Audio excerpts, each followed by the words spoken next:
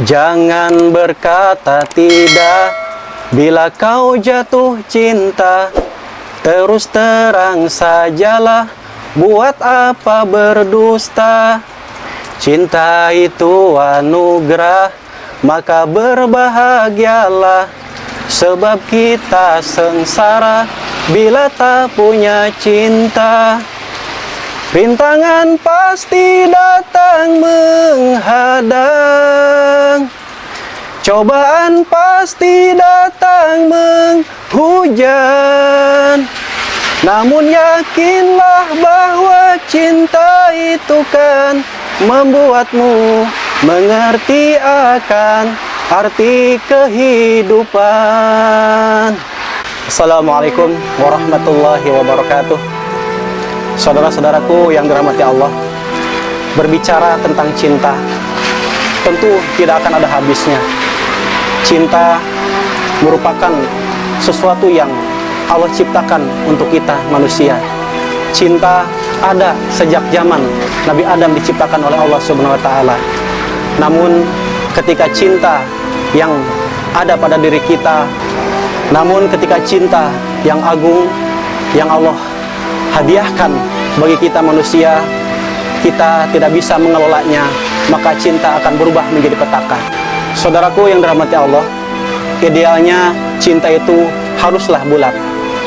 Jangan segitiga, apalagi segi empat. Karena ketika cinta yang Allah berikan kepada kita menjadi bercabang-cabang, maka akan ada suatu pihak yang merasa tersakiti, suatu pihak yang merasa tidak puas dengan adanya cinta, sehingga akan menjadi sebuah kekecewaan dan akan berujung kepada petaka. Saudaraku dirahmati Allah, sebenarnya cinta bisa membuat kita bahagia. Cinta bisa membuat hidup kita lebih bergairah lagi. Bahkan ketika kita hidup tanpa cinta, jangankan kita di dunia, bahkan seorang Nabi Adam pun ketika Allah ciptakan, Allah tempatkan Nabi Adam di surga, tetapi Nabi Adam merasa kesepian. Nabi Adam tidak puas dengan kenikmatan-kenikmatan yang ada di surga, karena dia merasa hidupnya masih hampa. Ketika dia melihat hewan-hewan yang ada di surga berpasang-pasangan, maka dalam hatinya, alangkah bahagianya seandainya aku mempunyai pasangan. Maka dari itulah lahirlah cinta. Allah yang Maha mengetahui, akhirnya ketika Nabi Adam alaihissalam tertidur di surga, Allah mengambil dari tulang rusuk sebelah kirinya, yaitu salah satu rusuknya, sehingga rusuk laki-laki itu ada yang 18 sebelah kanan dan yang sebelah kiri ada 17. Nah, itu sebabnya dulu yang sebelah kiri ini diambil satu tulang rusuknya, dasar daripada penciptaan Hawa oleh Allah Subhanahu wa taala. Dan ketika Nabi Adam alaihissalam terbangun, maka dia kaget melihat Hawa di sebelahnya, dan dia merasa takjub melihat kecantikan Hawa, sehingga naruri sebagai seorang laki-laki pada saat itu, dia ingin memegang Hawa. Namun Allah melarangnya. Wahai Adam, bayarlah dulu mahar kepada Hawa sehingga dia halal bagimu. Maka Nabi Adam dinikahkan oleh Allah dengan mahar bersalawat kepada Nabi. Konon menurut riwayat 1000 kali beliau membaca salawat kepada Nabi Muhammad SAW. Tetapi ketika baru membaca 500 kali, napasnya terputus. Dan oleh karena itu, maka kata Allah, boleh dilanjutkan atau diangsur mahar tersebut berupa pembacaan salawat. Dan ini menjadi salah satu sebab bolehnya mahar kepada wanita diangsur.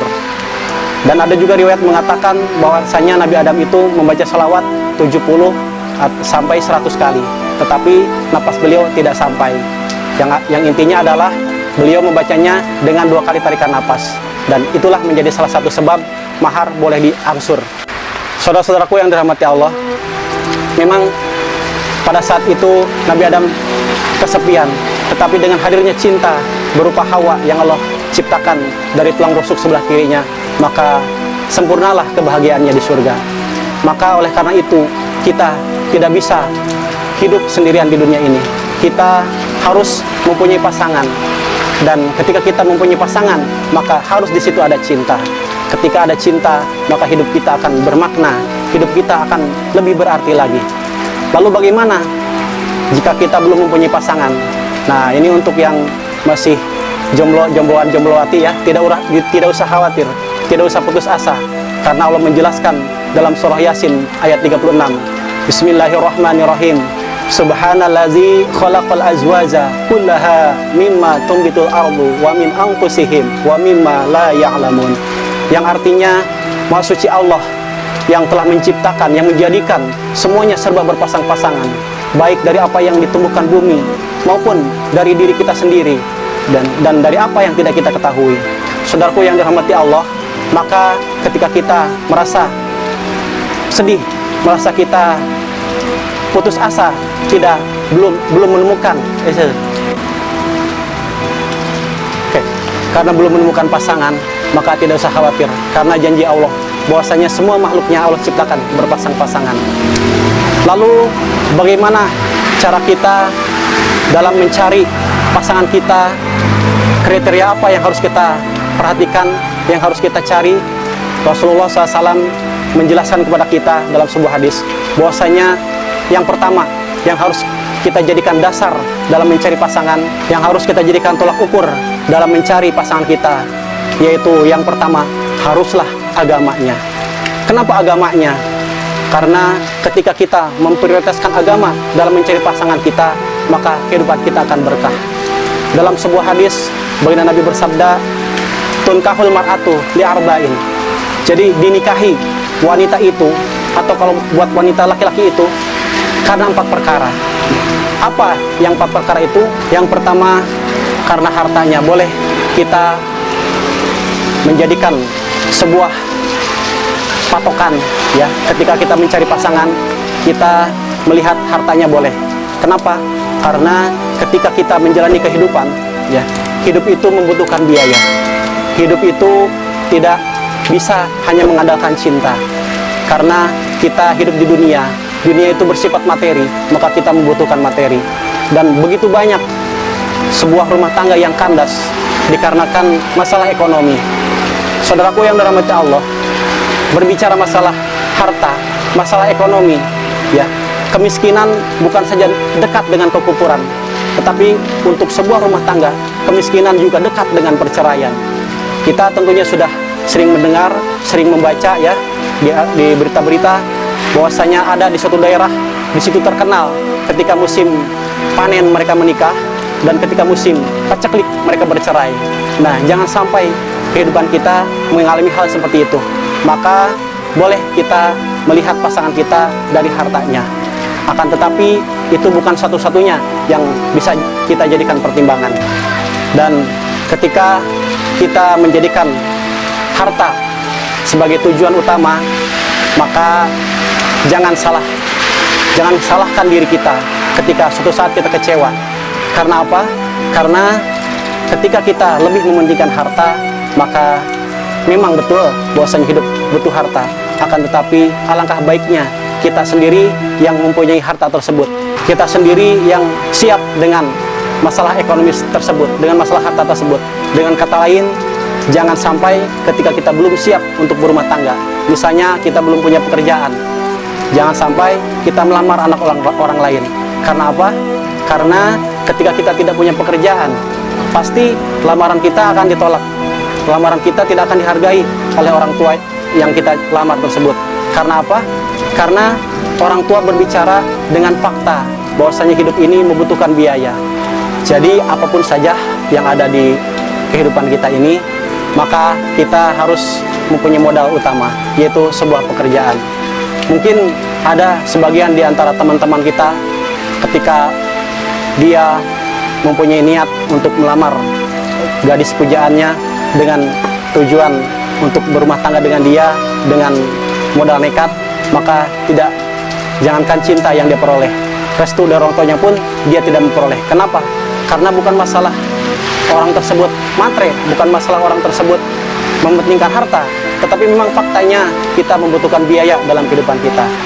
Oleh karena itu, yang harus tetap kita persiapkan adalah pertama, kesiapan kita dalam hal-hal harta. Yang kedua, kita harus siap untuk mengajak pasangan kita ke jalan Allah, mengajak pasangan kita hidup dalam keridhaan Allah. Dan ini tidak bisa dipisahkan dengan agama. Oleh karenanya kata Nabi, maka utamakan agamanya. Lalu kriteria seperti apa lagi yang harus kita jadikan sebagai tolak ukur? Yang pertama, wali hasabiha, karena keturunannya. Kenapa keturunannya? Karena biasanya konon katanya ya, buah itu jatuh tidak jauh dari pohonnya. Maka ketika kita menjadikan calon atau orang idaman kita, kita lihat dia keturunan siapa. Kalau keturunan orang baik-baik, maka insya Allah nanti anaknya pun akan menjadi orang baik-baik. Tetapi itu tidak 100% benar ya. Terkadang ada orang yang orang tuanya kurang baik, tapi justru anaknya baik. Namun untuk dijadikan sebuah tolak ukur tidak masalah. Kita melihat keturunannya. Stop aja. Jadi keturunan, faktor keturunan bukan satu-satunya tolak ukur yang bisa kita jadikan sebagai pemikiran yang kita pertimbangkan untuk pasangan kita. Karena tidak semuanya keturunan orang baik tapi dia menjadi orang baik. Dan sebaliknya, ada keturunan orang baik tetapi menjadi tidak baik. Dan itu tergantung niat kita. Manakala niat kita murni karena Allah Subhanahu wa taala, murni untuk menjalankan sunnah Rasul, untuk berumah tangga, mencari ridho Allah, maka Allah akan memberikan jalan. Dan ketika kita mampu mengajak pasangan kita yang tadinya kurang baik menjadi baik, maka itu menjadi sebuah nilai plus dari Allah Subhanahu wa taala. Saudaraku yang dirahmati Allah, lalu apalagi yang bisa kita jadikan tolak ukur dalam kita mencari pasangan hidup kita? Yang ketiga yaitu lijamaliha, karena dia mempunyai paras yang cantik. Atau kalau laki-laki dia mempunyai paras yang ganteng, boleh ya. Kenapa? Karena ketika kita mempunyai pasangan yang cantik atau pasangan yang ganteng, cinta akan senantiasa bergairah, cinta akan senantiasa berbunga-bunga. Karena apa? Karena kita senang melihat pasangan kita. Namun saran saya ya, boleh kita mencari yang cantik atau yang ganteng, tapi jangan sampai kita ngotot pengen pasangan yang cantik atau yang ganteng, karena memang jodoh itu sudah ditentukan oleh Allah ya. Dan kalau kita dapat pasangan yang cantik atau ganteng, kita bersyukur kepada Allah. Tapi kalau kita dapat pasangan yang mungkin jelek, sebenarnya jelek itu relatif, karena setiap orang pandangannya berbeda-beda, selera orang berbeda-beda, tidak sama. Dan ada pendapat yang mengatakan kalau kita melihat pasangan kita dari kecantikannya, maka kecantikan akan pudar, maka kecantikan tidak awet ya.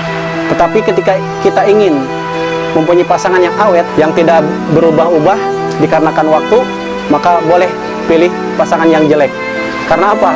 Karena pasangan jelek dari awal jelek sampai tua pun akan jelek. Tapi kalau orang yang cantik atau ganteng, waktu muda cantik atau ganteng, sudah tua keriput ya. Jadi ada masanya, ada batasan waktunya. Oleh karena itu tidak mesti kita menjadikan patokan pasangan hidup kita harus yang cantik atau yang ganteng. Oleh karena itu tetap yang harus diprioritaskan adalah agamanya. Lalu apalagi yang bisa kita jadikan sebagai tolak ukur dalam mencari pasangan, yaitu yang terakhir, wali diniha, kata Rasulullah SAW, agamanya. Kenapa? Karena ketika kita berbicara agama, agama akan membimbing kita kepada sebuah rasa, kepada sebuah cinta yang tulus, yang tidak melihat fisik, cinta yang tidak melihat materi, cinta yang tidak melihat keturunan, tetapi cinta yang benar-benar berdasarkan karena Allah. Dan ketika rasa cinta seperti itu hadir dalam diri kita, kita memprioritaskan sebagai agama, maka Allah akan memberikan kepada kita pasangan yang soleh atau soleha. Dan tidak bisa kita ingin mendapatkan pasangan yang soleha atau yang soleh, kita tidak berdoa kepada Allah. Maka jangan lewatkan malammu. Ketika engkau ingin mendapatkan pasangan yang baik, yang terbaik yang Allah berikan kepadamu, jangan pernah engkau lalai dari berdoa kepada Allah, memohon kepada Allah agar engkau diberikan pasangan yang baik. Kalau laki-laki dia soleh, kalau perempuan dia soleha. Jadi ketika kita mempunyai pasangan yang soleh, atau kalau saya solehah ya, maka kebahagiaan dunia, akan kita peroleh bahkan sampai akhirat. Bahkan dalam sebuah lagu Bang Haji pun memberitahukan kepada kita tentang istri yang soleha. Seperti lagu berikut ini. Setiap keindahan perhiasan dunia, hanya istri saleha perhiasan terindah. Nah, dalam lagu itu disebutkan bahwasanya istri soleha tetap perhiasan yang terindah. Dunia ini perhiasan, dan perhiasan yang terbaik adalah istri yang soleha. Saudara-saudaraku yang dirahmati Allah, memang cinta bisa mewarnai hidup kita. Cinta akan menjadi sebuah yang sangat membahagiakan hidup kita. Manakala kita tidak punya cinta, jangankan hidup di dunia, bahkan di surga pun, tadi seperti saya ceritakan, Nabi Adam tidak bahagia. Dan memang kita perlu cinta, kita butuh cinta. Maka mohonlah kepada Allah agar kita memperoleh cinta yang sejati, cinta yang benar-benar lillahi ta'ala, untuk menyayangi kita, untuk mencintai kita dengan menerima segala kekurangan kita. Maka mohonlah kepada Allah agar memperoleh pasangan hidup yang soleh atau soleha. Maka rumusnya, ketika kita ingin memperoleh sebuah cinta yang berkualitas, cinta yang bernilai, maka harus cinta itu bulat. Tidak boleh segitiga, apalagi segi empat. Karena apa? Karena ketika belum siap kita dengan cinta segitiga atau segi empat, maka bukan kebahagiaan yang kita peroleh, tapi permasalahan hidup yang akan menghampiri kita. Saudaraku yang dirahmati Allah, ketika memang keadaan memaksa kita untuk kita menjadi seorang yang mempunyai cinta segitiga atau segi empat, sebenarnya tidak masalah, tidak menjadi persoalan, asal kita tahu rumusnya. Apa rumusnya? Saya persingkat, yaitu rumusnya 2M. Apa itu 2M? Yang pertama harus muapan, ya, bukan mapan, tapi muapan. Ketika kita mapan, maka kita bisa mengendalikan keadaan. Tetapi ketika faktor ekonomi kita belum berkecukupan, lalu kita memilih untuk menjalani hidup cinta segitiga, maka kehancuran yang akan kita peroleh. Lalu M yang selanjutnya apa? M yang selanjutnya mampu berbuat adil. Ini yang susah, ini yang sulit. Ketika kita memang terpaksa harus menjalani hidup dengan cinta segitiga, maka harus kita mampu berbuat adil di situ. Jadi 2M itu, pertama mapan, yang kedua mampu berbuat adil. Tetapi ketika kita belum mapan, ketika kita tidak mampu berbuat adil, jangan coba-coba kita menjalani cinta segitiga. Simak lagu berikut ini. Dirinya diriku tergila-gila padamu, cintanya cintaku sangat besar kepadamu. Mungkinkah kiranya cinta segitiga kan mencapai bahagia? Nah, seperti lagu tadi, dia pelakunya masih ragu akan bahagia atau tidak. Maka jangan kita ikuti kalau kita belum mapan, kita belum mampu berbuat adil. Karena bukan kebahagiaan yang akan kita peroleh, tapi kehancuran, rasa penyesalan. Dan yang pasti akan kita peroleh adalah permasalahan dalam hal rumah tangga. Dan ketika dalam rumah tangga kita bermasalah, maka di masyarakat kita akan bermasalah. Ketika kita dalam rumah tangga tidak bermasalah, insya Allah di masyarakat pun kita tidak akan bermasalah. Saudaraku yang dirahmati Allah, maka jangan pernah putus asa. Ketika ada yang belum menemukan pasangan, ya, ada yang belum berumah tangga, bahwasanya kembali kita yakin bahwasanya Allah Subhanahu wa taala menciptakan kita berpasang-pasangan. Dan jadi tidak usah kita pesimis kalau hari ini kita belum menemukan pasangan. Kalau hari ini kita belum bisa menemukan pasangan kita, itu berarti Allah sedang menyiapkan yang terbaik buat kita. Dan satu hal yang harus saya beritahukan kepada Anda semua yang mungkin masih jombloati, ingatlah bahwasanya janji Allah itu tidak akan pernah Allah ingkari. Allah membuat kita dengan pasangan kita. Ketika sekarang kita hidup belum punya pasangan, Allah sedang menyiapkan yang terbaik bagi kita. Tinggal kitanya memohon sama Allah, tinggal kitanya memohon dalam doa kita kepada Allah. Kita mohon dipertemukan dengan orang yang terbaik, dalam waktu yang terbaik, dan nanti membawa kita kepada kehidupan yang terbaik. ketika kita ingin menemukan pasangan yang soleh bagi laki-laki ke perempuan dan solehah bagi laki-laki, maka kuncinya adalah jangan pernah kita bosan mohon sama Allah, berdoa kepada Allah agar dipertemukan dengan pasangan yang soleh dan solehah. Saudaraku yang dirahmati Allah, memang tidak bisa kita lepas hidup kita dari cinta, karena cinta merupakan kebutuhan kita manusia, dan hidup tanpa cinta akan terasa hampa. Jangankan kita di dunia, di surga pun Nabi Adam tidak betah. Karena apa? Karena tidak punya pasangan. Tetapi ketika Allah berikan pasangan Hawa, maka sempurnalah kebahagiaan Nabi Adam alaihissalam. Saudaraku, simak lagu berikut ini. Hidup tanpa cinta bagai taman tak berbunga, hai begitulah kata para pujangga. Aduhai begitulah kata para pujangga. Jadi memang cinta bisa membuat kita bahagia, cinta bisa membuat kita bersemangat dalam hidup, dan cinta bisa menjadikan diri kita, menjadikan hidup kita lebih bermakna. Saudaraku yang dirahmati Allah, jangan pernah putus asa. Teruslah berdoa, teruslah berusaha untuk mendapatkan pasangan yang terbaik yang kita harapkan menjadi pasangan kita. Sekali lagi, teruslah memohon kepada Allah sambil berusaha. Yakin suatu saat Allah akan mempertemukan Anda dengan wanita atau laki-laki seperti impian Anda. Demikian, wassalamualaikum warahmatullahi wabarakatuh.